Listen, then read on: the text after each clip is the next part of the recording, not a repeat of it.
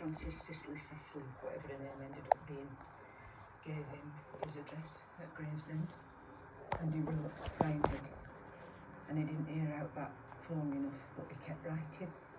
And when he moved up here, which as far as I understand were a complete fluke, I don't think he has to be moved, he managed to get a message to Ryan.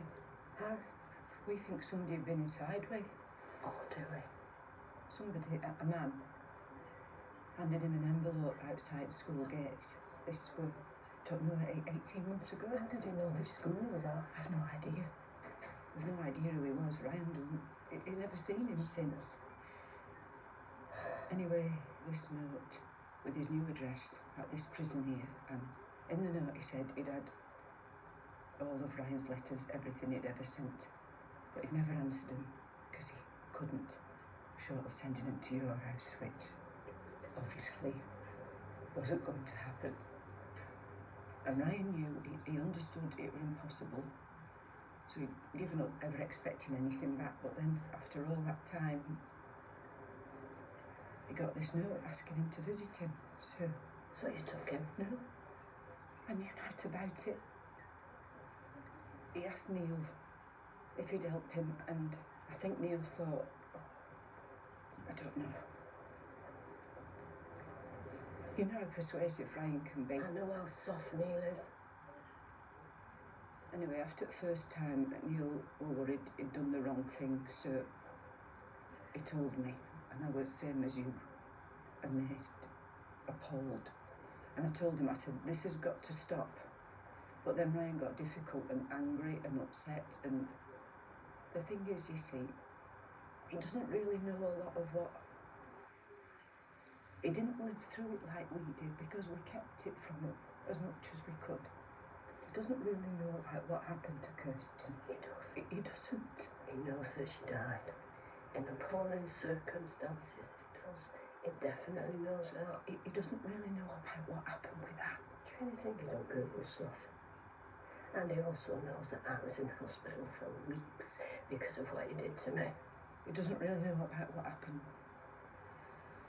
with his mother, because he's never been told.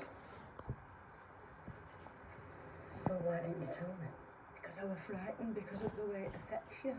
I kept saying I wasn't comfortable or happy with it and that you go mad. You know, it's a really easy conversation, Claire, you go. There's a lot you don't understand, and I hope you never have to, but please trust me when I say that the answer is no, no, no. You do not want to go visiting that deranged, murdering, subhuman piece of excrement. I know, but, you know, he is his dad. He's not his dad. Don't you stop calling him his dad. Biologically, he is. And he's curious. Who wouldn't be? He's growing up, he wants to know things about himself. God, this is mad. He's been writing to him since he was 10. It ain't gonna go away. And it's only something he'd do anyway soon enough, when he's old enough. It's weak. And naive. Well, obviously that's why he came to you. Because nobody else would have done it. I'm amazed you have. The one time I went in, second time we visited him, I wanted to see what were going on, what he wanted, what he were after. And I think if I detected anything off kilter, I'm fairly certain I would have told you, but I didn't. There was nothing. It were like they did just want to get to know each other. And it's what the courts had let them do anyway, you know that. He genuinely seemed thrilled to see him and genuinely seemed to want to just get to know him. No, Claire, this is a fella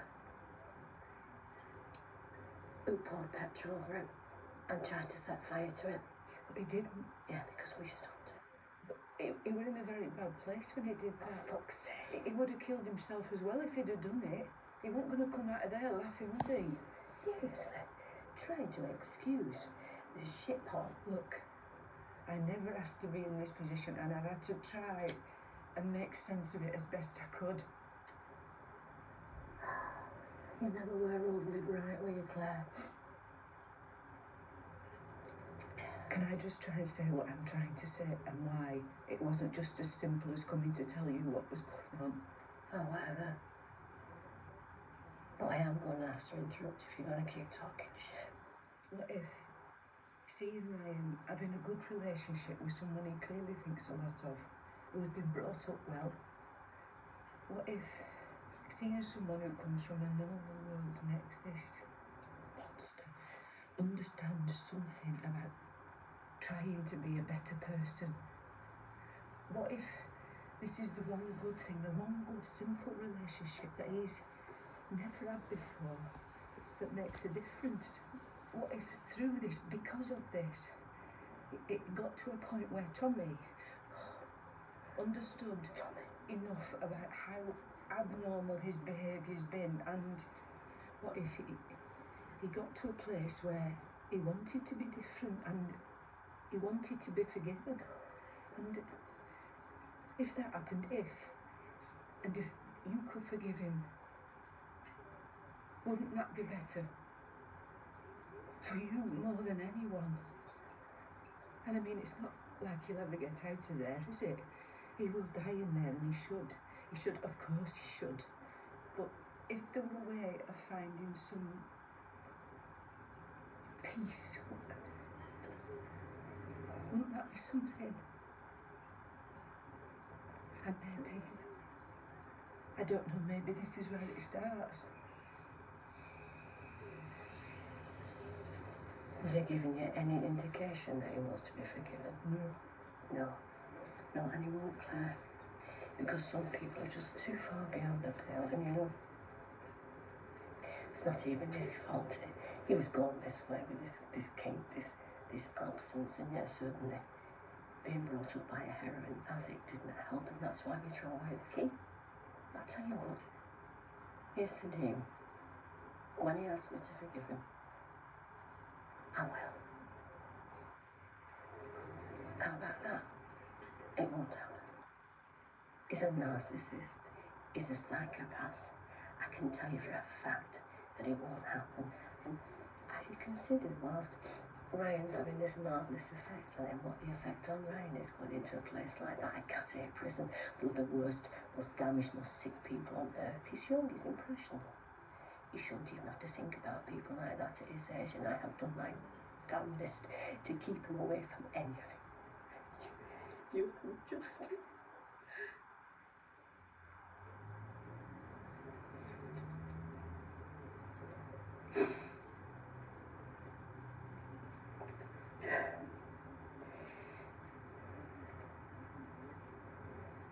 You have just politely let him go in there. No, there was nothing polite about it. He wanted to go in there. Why did you only go in once? Because I didn't like it. But you let him go in. I wasn't the one who wanted to see him. I am not going to fall out with you, Catherine. Is it your choice? Nobody means more to me than you do. You know that.